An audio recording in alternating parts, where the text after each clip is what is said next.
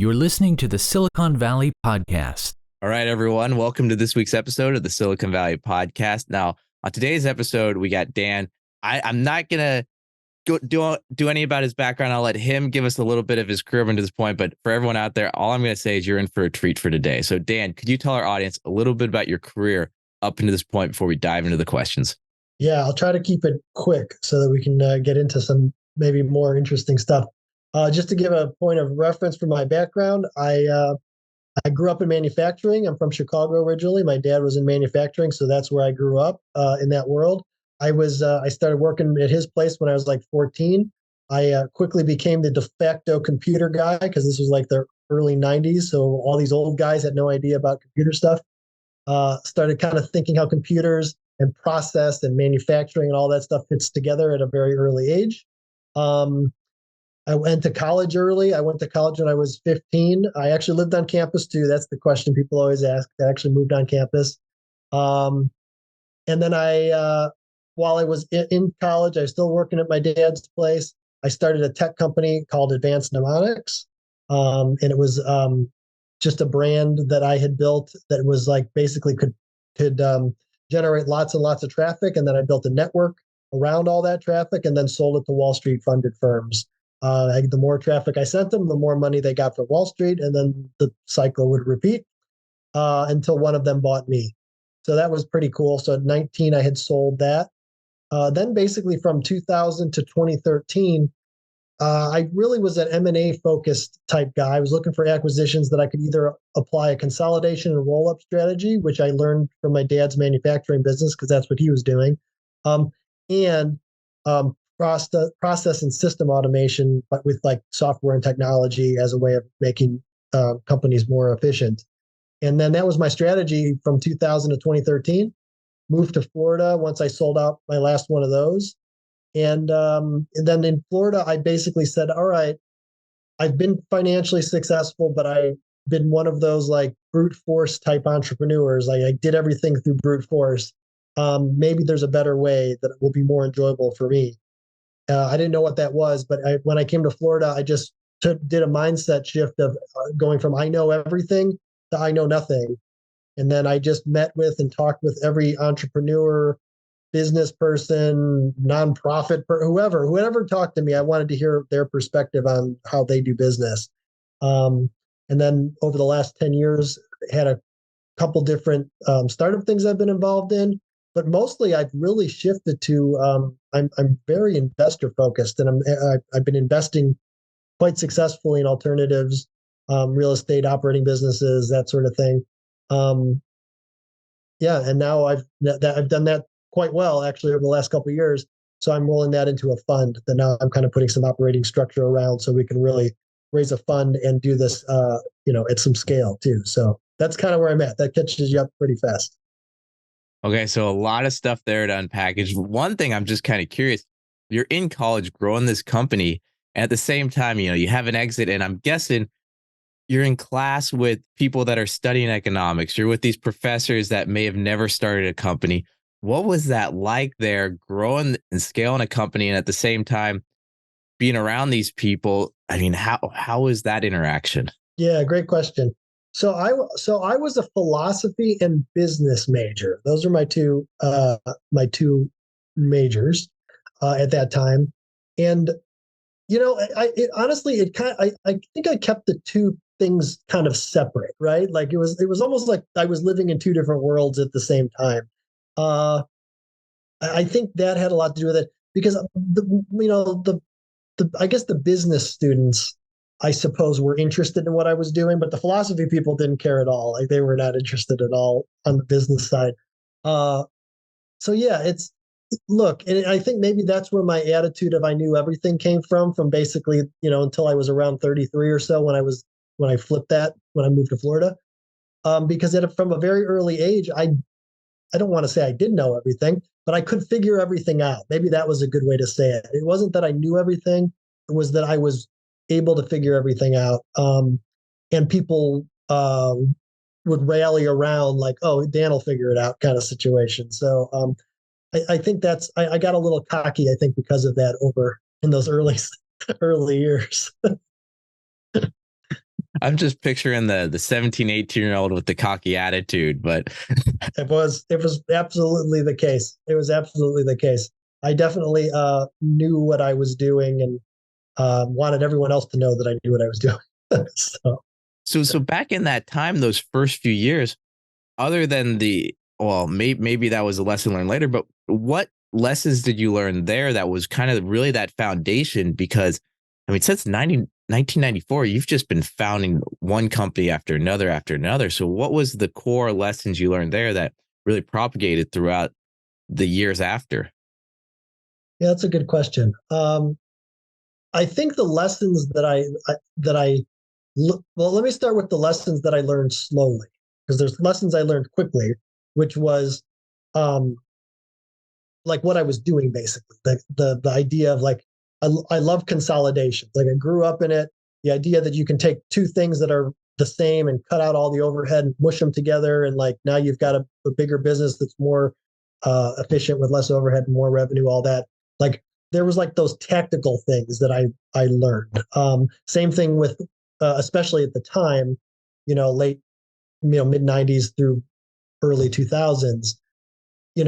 There was a lot of opportunity in the market to take a business that really was that didn't have any uh, or maybe the level of possible automation and system optimization within a boring process, right? So a lot of times when people think of tech companies, especially at that time, they thought of specific tech companies that were doing tech things. Well, other than my first company, I didn't really deal a lot with tech companies in the traditional sense.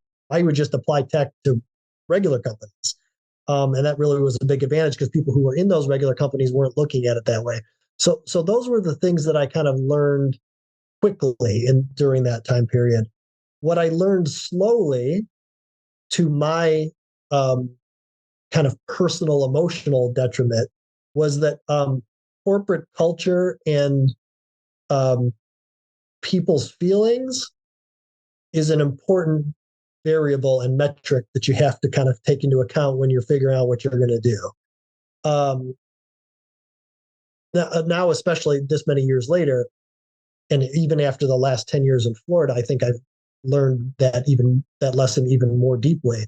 But yeah, during that time, I did not consider that variable. I think I'm sure people would quote me as saying something to the effect of, I just want a bunch of robots, referring both to literal robots and the people that are working for me. I just wanted them to be like robots. Um, but that doesn't work, and that's not a good corporate culture, and that's not like really the way to get things done. Not anyway long term or sustainable anyway. So yeah, those were kind of like the two big, the quick things I learned, and then the longer thing that I learned. Okay, so since 1994, continually founding companies, but you've always been a solo founder. I hear in Yes. Silicon Valley, so many times you'll hear hey, get a co-founder, get someone that will complement you, or, it's a tough journey of one, get someone. Why every time just being a solo founder? Why not a co-founder, having a co-founder? Yeah, that's a great question. So that goes back to the point about the culture and about robots and all that sort of stuff. My mindset was that that I was the smartest and I had to be 100% in charge. Like I had to be fully in charge. That was my attitude. And I believe that to be the case because I had to have full authority. And maybe that comes from inexperience, or maybe some underlying level of self, you know, um, lack of confidence or something. Who knows where that came from originally? I don't know. But I believed that I had to be 100% in control. So I would have at that time never considered a co-founder under really any circumstances. No one would have been able to talk me into it otherwise. How do I generally feel now about co-founders? That's maybe a different kind of question. I believe that a co-founder or a partnership, however you want to call it, type relationship can be super valuable and can be like a real plus to a company achieving whatever it is they're trying to achieve. What I've witnessed myself through my own experience, as well as watching and from hundreds of other folks I've interacted with that have been in similar situations, the thing with co-founders and or partners is you have to be clear on why you're partners and truly what is each person bringing to the table. So from an operations perspective, like just operationally, what are our expectations of each other? What is each person doing? Because people sometimes, lots of times, mistake the titles of co-founder or CEO or all these titles that they assign each other as like being connected to the fact that they founded and or invested in the company. And so realistically, the act of founding, the act of being the CEO, and the act of investing are three different things. So it's possible that you guys might agree that, yes, those three things are represented by one person or two people or however it all kind of breaks out. But you have to realize always that those are truly different roles. And at any given time, those roles may be removed from that single person if it's in the best interests of the overall company. So that's probably why I, like in the past, would have never considered that because I wasn't even aware of how that would all work. But going forward, I think that anyone who is in a founder type situation or considering a founder type co-founder relationship, to just remember that those roles, founder, C-level person, whatever title you give yourself, and dollar investor are literally three different roles. And each one needs to be defined separately and clearly so expectations are clear so that when you really get into the nitty gritty of it, and also what you expect everyone to do. Because lots of times especially when there's multiple founders beyond two, like maybe there's three, maybe there's four, you start to say, okay, you're the sales guy, you're the IT guy, you're the blah, blah, blah, blah, blah.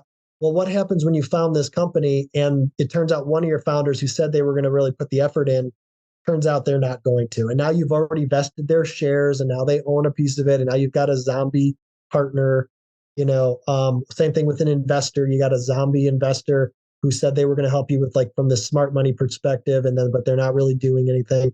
So being very clear on those things.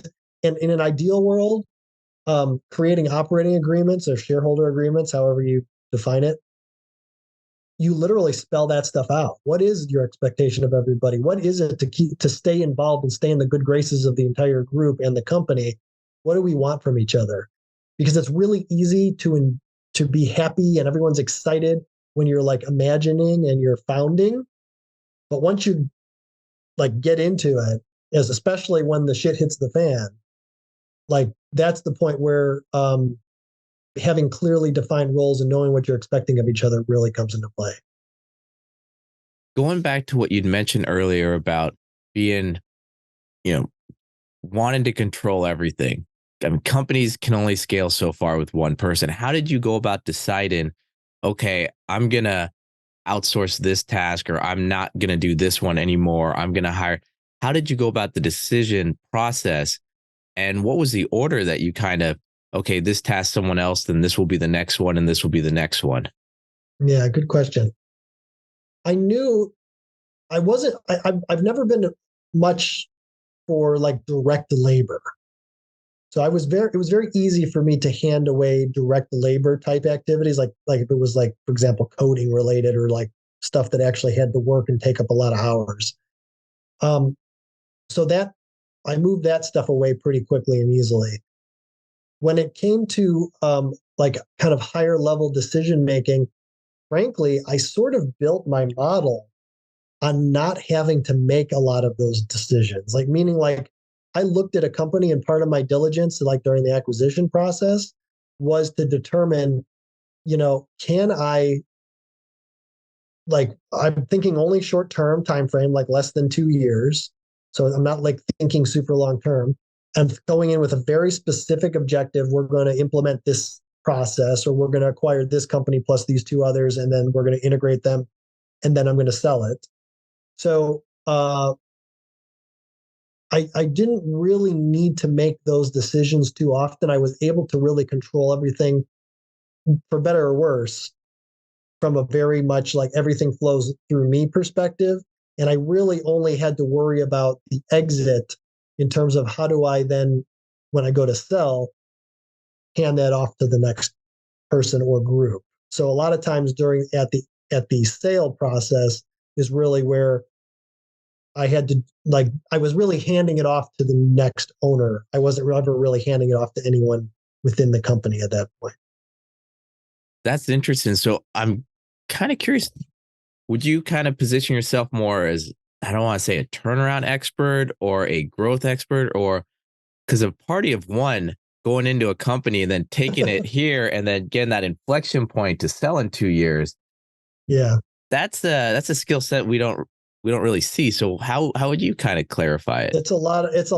Well, for one, it was a lot of hours and commitment, like for me personally, which is why when I moved to Florida, I didn't want that anymore. I wanted to do it a different way. Um, so yeah, how did that work exactly? Yeah, it was a commitment of hours. And I think it was very much committing to knowing what my sweet spot is, right? So like if I was looking at a company that met the sweet spot 80%, but there was 20%, you know, that wasn't the sweet spot, I would move that, no, that's not a good fit. Because it was being very specific, I think, in my search criteria, and then what I decided to get involved in or not. I mean, it was there were some overlapping companies where I had bought another one before I'd sold the other, and so it was a lot of hours. It was not fun sometimes. So Okay, so next, moving on, one of your companies, Lidocorp. So mhm. there, you reduced the back office staff by 80%, replaced with smart software to handle previously labor intensive duties. When you were looking at to acquire that, did you already see all that and to go, oh my gosh, there's so much bulk here. If I get rid of that, it's gonna go to the moon? Or was it, okay, I think there's opportunity, and then after the acquisition, kind of digging into the sand and discovering stuff as you went along? How much Yeah, was pre planned? all of that was pre-planned. That was actually like probably the smoothest example uh, of what I did and what we produced.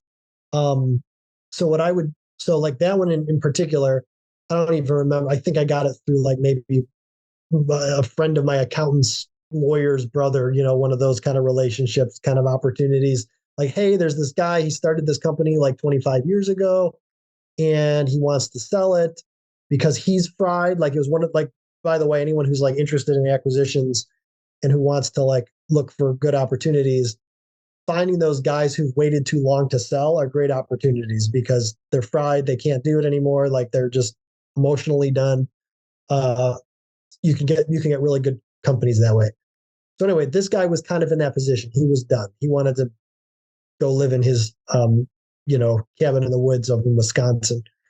And so I went and checked it out just like I would any other. Like I talked to the guy on the phone. He sent me some basic kind of P&Ls and things to look at. And I was like, okay, this sounds interesting. It looks interesting. I'll go meet the guy. So when I went to go meet him, he gave me the tour and was explaining to me how everything worked. And I'm looking around as the first day, like the first time I saw it. And he's explaining to me how they move like work, I guess is a good way to describe it, how they move work through the office. Like, they're Lidocorp, by the way, it continues to do video production and trial support for lawyers. So their customers are essentially personal injury lawyers and or insurance companies that are kind of in that space as well. A lot of times, it's not all personal injury, but a lot of it ends up being that because there's a lot of trials related to that. Um, so anyway, he's taking me through this whole thing, and I'm seeing like all these people sitting at desks, and this is like, this was when was this 2000 something? It had to have been like 2000, maybe. Oh yeah, it was right. It was after the financial crisis, so 08, 09, something like that. I don't remember the exact year, but it was definitely after the financial crisis because there's that ties in. So anyway, I see all these people sitting around doing all this like manual labor, literal manual labor of like moving paper and or like working on PDFs, but like manually updating them. Like, and then something changed in the schedule. send that piece of paper back through again, and we'll manually update again. And like, it was like, that's all these people did all day long. It was like, and again, it was like 80%. I'm like, it was a lot of people. That's all they did was just like run this massive manual system that they set up. So I'm like, this is exactly what I do. Like, this is it. So for about the next 90 to 120 days during our diligence period, I said to the guy, I was like, hey, I'm interested. Let's do an LOI. Let's get into our due diligence period. Da, da, da. So through the entire diligence period, while I was looking at the financials, I was dragging out the time because I did have a computer guy who was developing the software that we were going to implement and replace all these people with while we were going through doing due diligence. So we were like, I probably could have been through the diligence in 45 days, but I dragged it out almost 120 because we were doing all the development on the back end. So the day that we acquired the company, we also laid off all of the people that we were planning on laying off, like in one move. Like, it wasn't like we never brought them onto our payroll at all. It was just like, okay, that's it. This whole group is gone. And then there was a little bit of trepidation around that because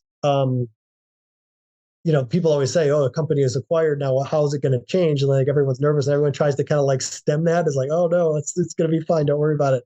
In this case, it wasn't for them anyway. We just were like, nope, that's it. Sorry, thanks. We don't need you anymore. Here's all your severance and it's over. Like, it was all part of the transaction. And we got that thing implemented immediately. Like, it was so simple. Like, it was like, that was like the easiest thing.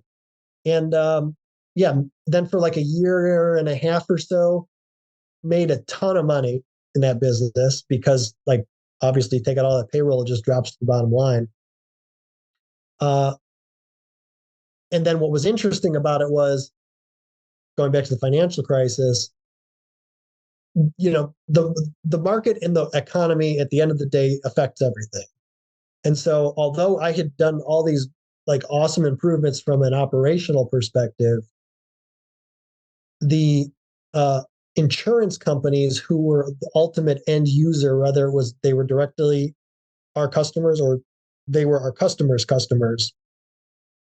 they changed their policies on how they dealt with personal injury. So in response to the financial crisis, because leading up to the financial crisis, I guess they had a lot of money. And so they were like, you know what, fight everything. We're not going to let anybody get anything out of us. We're going to fight everything. So if they fought everything, we had a lot of business. But if they settled everything, there was nothing for us to do because things weren't going to trial anymore. So basically, like overnight, it's like the industry made this decision all at once, and they essentially, things that they used to fight constantly, they just settle, no trials. So although the business was really great for like a year and a half, that business actually never really met its kind of enterprise value goal because that industry shifted like that. So I actually still am a part owner in that company. I actually never fully sold out of that one because at the time I just needed to be done with it. So I kind of made a deal with someone. I was like, cool, I'll stay in it. You just keep running it. It still made money. Don't get me wrong. It still was okay. But so anyway, to this day, they still run it. And actually the other thing that like the second part of that story is, last part of that story is that COVID actually was a huge boon for that business because it just kind of plugged along under these kind of new rules, the way that the, insurance companies kind of dealt with going to trial. And it kind of squeaked up again, over time, a while, but it kind of worked its way back up. They were doing more and more trials. But then when COVID happened, we shifted a lot of stuff that we had to send people to, like physically send people to go there. Now all of a sudden, everyone would do it via Zoom. So like we were able to cut out all that other travel and payroll related to like people going and doing things because everything could be done in an office now and done via Zoom. So kind of in a weird way, that company, I don't know if it was as good as it was at the time we wanted it, but it's doing quite well since COVID. So I guess it just comes back around eventually, as long as you're offering a good service and you got a good batch of customers, the market blesses you again. Crazy because I'm guessing if there hadn't been that 80% reduction, the company would have folded. Yeah, and a lot of people did. A lot of other competitors did because they didn't have that. And so I think that's also why when like we kind of wrote it up for the next, you know, call it 10 years before COVID happened, kind of wrote it going up the right direction. And then when COVID happened, like, and then we had all this opportunity to kind of like do everything online. There's not too many folks that were doing that. So like it was a real advantage at that point. Okay, and then for these companies, it was kind of mentioned that with the kind of changes, it didn't really hit that exit or that goal. What are successes for the metrics, the measurements for each project you do? Do you want this 3 to 5x return? Do you want a 10x return? Do you want to just this much cat? How do you Yeah, good how do you look question. at success for one of these companies? Yeah, so I'm looking over a 2-year period, right? So if I can get like a 3x return on whatever capital I have invested. Now, I'm not going into kind of how I finance it because sometimes, maybe it's a mixture of debt and equity. Maybe it's a mixture of debt, equity, and some sort of seller financing. Like I kind of, however it fits together. But whatever, at minimum, whatever capital I have invested, for sure, 3 to 5 times, like you suggested, which generally, so of the 8 companies between 2000 and 2013 that I was directly involved with in this way, 6 of them were probably 2.5 to 3 times what I paid total. So it wasn't just return on equity; it was return on all invested capital at that point. So those were good wins, with just in a short period of time. But that's easy to calculate. See, that's why unless there's a macro level event, kind of like there was with the financial crisis and the insurance companies changing the way that they do things, when you're doing a consolidation or you're doing like a roll up, which I kind of considered my process optimization using this, I kind of use the same math as I would if it was a consolidation, right? Like I'm not consolidating necessarily into another company, but I'm cutting overhead and I'm increasing efficiency and creating kind of the same outcome as I would with a consolidation. And then in some cases, there are actually more literal consolidations happening too. But you can figure all that stuff out on a spreadsheet. You can, I'm for the most part have been pretty accurate about that. And then pending outside forces, market forces, usually the thing I predicted to happen within a couple of years after implementation is kind of what happened in most of the cases. So I didn't need to make like a 10x or a 20x. I didn't because I wasn't anticipating any losses really, and I didn't have any losses. I mean, one of them was a little bit of a stinker, which I guess maybe I lost a little bit on, but on average across the 8, it was not really an issue. So yeah, I think that's the key thing to remember, that, and that's kind of how I invest now too. I invest the exact same way now, in that I want to be able to figure it out on paper. That's just generally the way that I operate.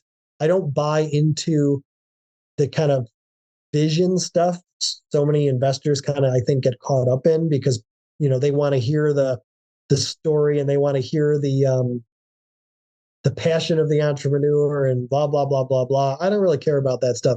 Like, show me the numbers. Like the best entrepreneur founder who's telling me how he's going to go do whatever, he better have a pro forma of how he's going to communicate to his target market and how like the numbers work with that. Like, I'm going to spend this much money doing these types of things that's going to produce this many, responses, and then those responses are going to turn into a customer. So therefore, my cost per acquisition of customer is X, and therefore my return on this entire investment. Calculate it all out. I've seen so many times where people will pitch me stuff or are already in bad shape because they kind of went down a path. And it's like, if you just put it on a spreadsheet to begin with, you can kind of catch a lot of issues. So like, ahead of time that this is not a good idea, or it is a good idea. So I think that's kind of the key when you're talking about returns and what you're projecting, at least for me, is can I just figure it out and see that it kind of makes sense on paper to begin with, again, pending the unknowns, but it should be pretty easy to figure out and hit.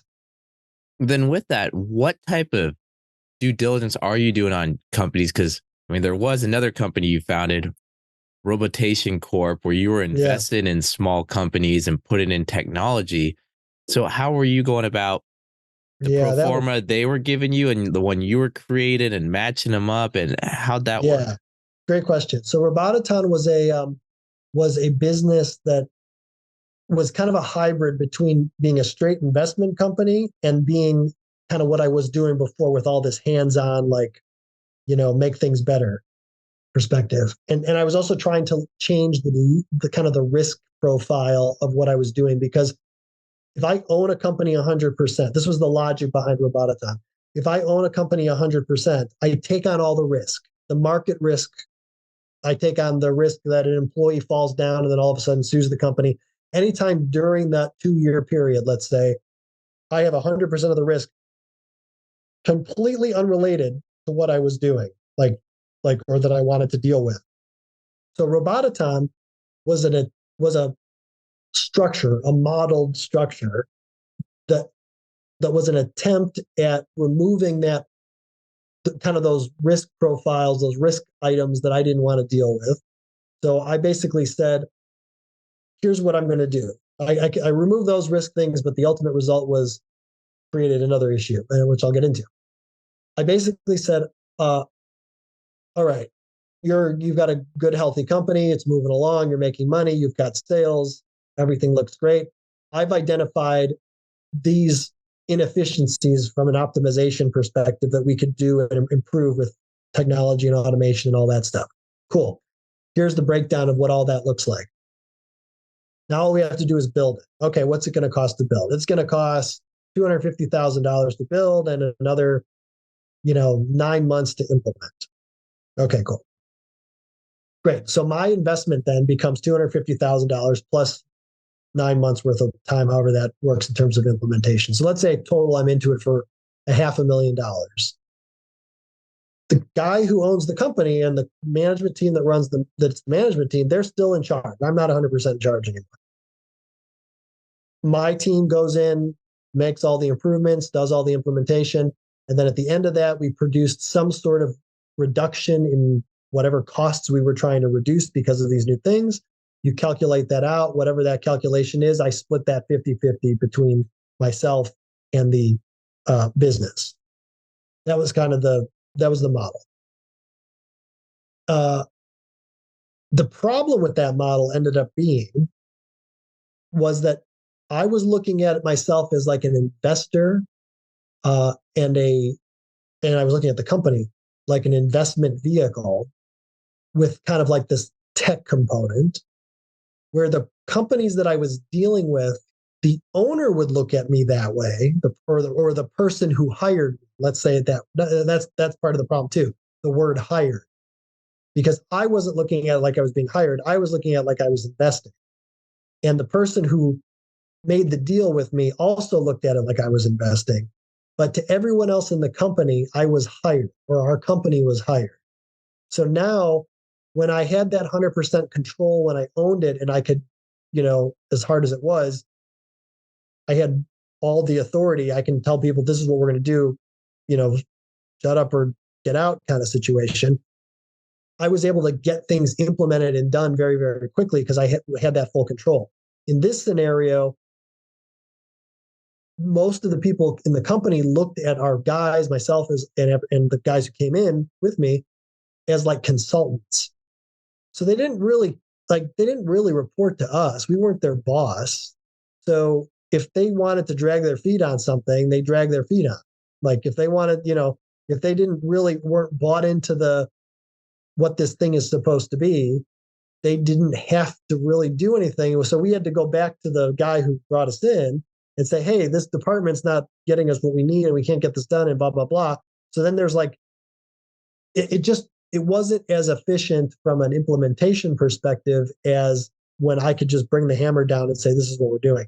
So honestly, that scenario was unforeseen when I modeled it out.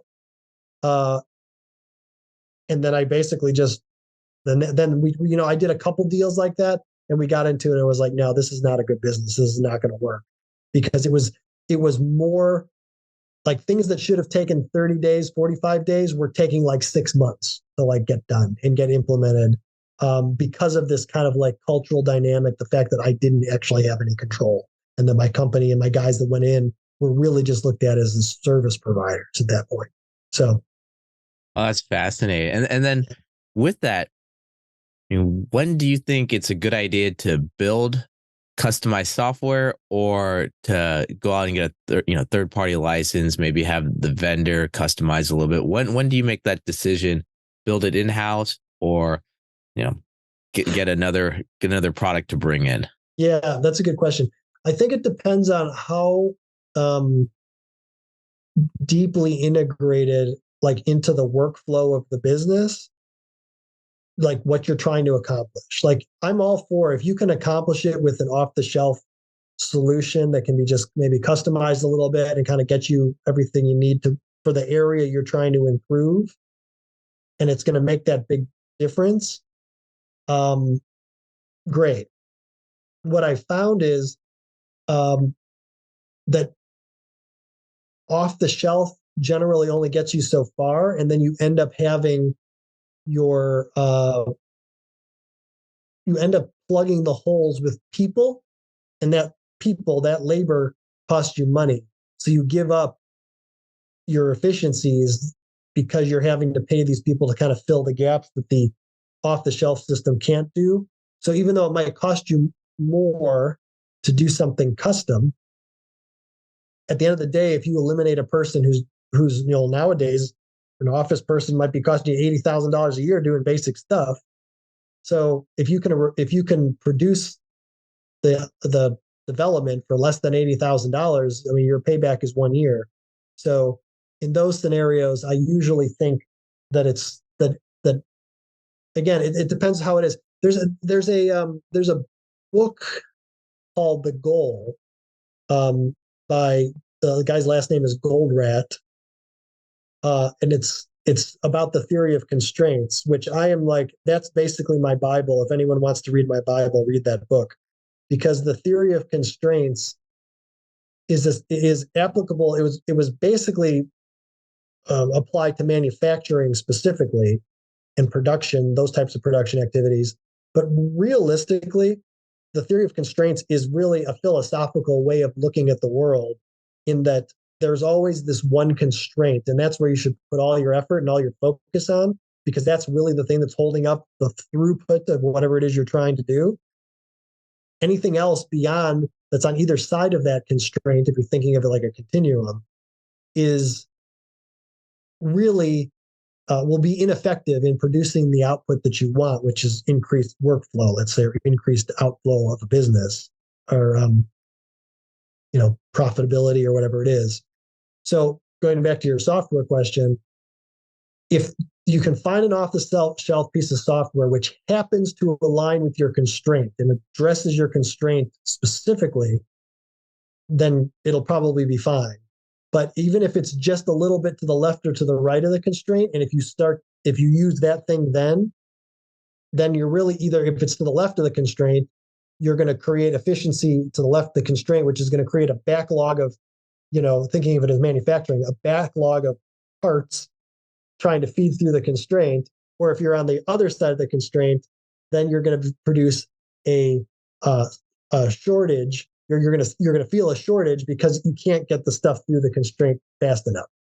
So you can look at every software system like that. You could look at your own career like that. Like, you can look at it and say, I do all these things in my job, or all these things that I could be doing to make my, to get to the next level as an individual. But what's the one thing that would really make the biggest impact? And constantly ask that question, and then pick away at that one thing. Put all your focus on that one thing. I can spend 20 hours working on my resume, like making it look super pretty.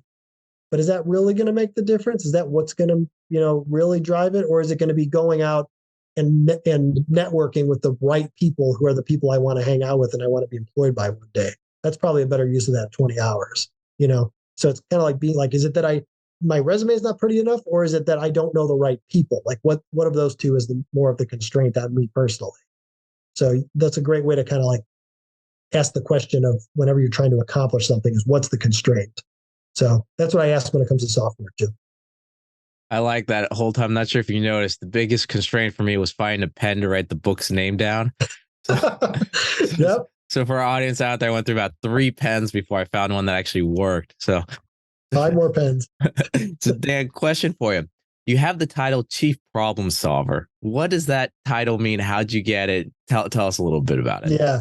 Well, that's what I like to do. I like to solve problems. I like to have these types of conversations. I like when people come to me and say, hey, this is what I'm dealing with, and I can't see a solution. I am very, very good at coming up with 5 different options for you from a solution perspective, you know. And so I think that so that's kind of where that came from is that that's what I like to do. That's what I'm the best at.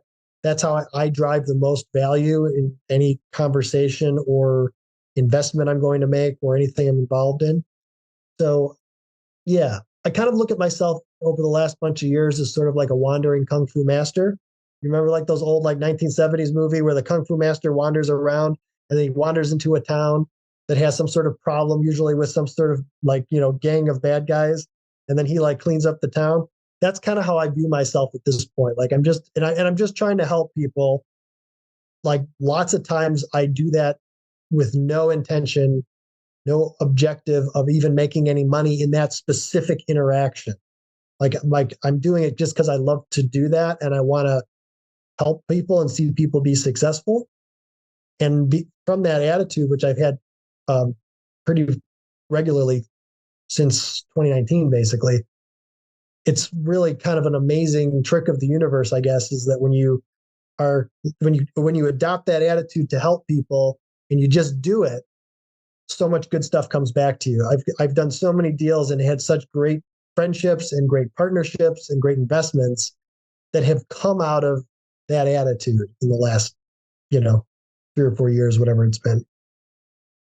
Fantastic. And before wrapping up, another question for you. With all these transactions you've done, I mean, one thing that's come up on this show quite a bit is kind of the mental wellness of that emotional roller coaster of ups and downs through business.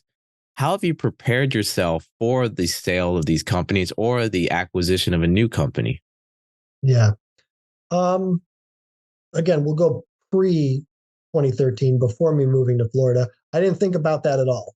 And it was just all brute force again. It was all the kind of like stereotypical entrepreneur, just like mental toughness, deal with it sort of attitude. That is not my attitude anymore. Now I'm looking to be able to have this journey in a way that is enjoyable, is fun, that allows me to kind of balance my time and that I can really focus my time on the right things. So I think part of it is making that mental decision to not let that happen. Like just make it unacceptable to be burdened by that level of stress, because it is a choice. People might not think that it is, but it is a choice because the positions we put ourselves in, determine those outcomes. But I do think that at this point, one I can't remember. I saw it on a YouTube video, and I'm not going to be able to quote it. You guys might be able to find it specifically, but it was an Olympian who was talking about how her coach used to tell her that if you're training for the Olympics, it's like the rule of threes, or a third, a third, a third. Basically, what he said was, if you're training for the Olympics, you should, and I think this is actually how I kind of like look at things in general. You're doing good if one day you're feeling great, the next day you're feeling like, no, it's okay, it was just a normal day, and then the third day you're like really struggling. Like, so when you're training, like from a physical perspective, that means you're doing the right level of training. You're not like making it too easy on yourself because you're just comfortable all the time, and you're not making it too hard on yourself because you're miserable all the time. It should be like a third, a third, a third. So anyone who finds that, whoever that quote is from, it's not from me. It was from some Olympic coach. And I think that sums it up pretty well for me too. I'd probably sometimes maybe err a little bit on the side of keeping it too easy for myself, but I don't know. I feel like, I guess that's what you do as you get older, maybe. I don't know. I think it's all relative. So your easy day is probably that 1/3 hard for the majority of us. That So. might be true. Yeah, that might be true. So Dan, with that, if anyone wants to find out more information about you, what you're working on, what's the best way to go about doing it? I would tell everyone, I'm just going to put my email out there to anybody. If anyone wants to email me, Dan at thebigda.com. That's me, thebigda.com. Then, yeah, feel free to reach out to me. My assistant checks my email, so don't share anything that you don't want a third party to see potentially. Sometimes people send me stuff like that. I was like, oh, we should have signed an NDA for this first. But yeah, always happy to talk with people and see what they're up to. Fantastic. We're going to have that information in the show notes. If I find the Olympic quote, the YouTube video, we'll have that link as well. So for everyone out there, go to the website, thesiliconvalleypodcast.com, where we have all our past episodes. We'll have the show notes for this episode and more of what we're working on in the future. And when I'm not the host of the Silicon Valley Podcast, I'm a mid-market investment banker focused on mergers, acquisition, growth capital. Connect with me on LinkedIn or through the website, the Silicon Valley Podcast. Love to have a conversation. And with that, Dan, I really want to thank you for taking the time this week to be our guest on the Silicon Valley Podcast. Awesome. Thank you so much. Good to see you.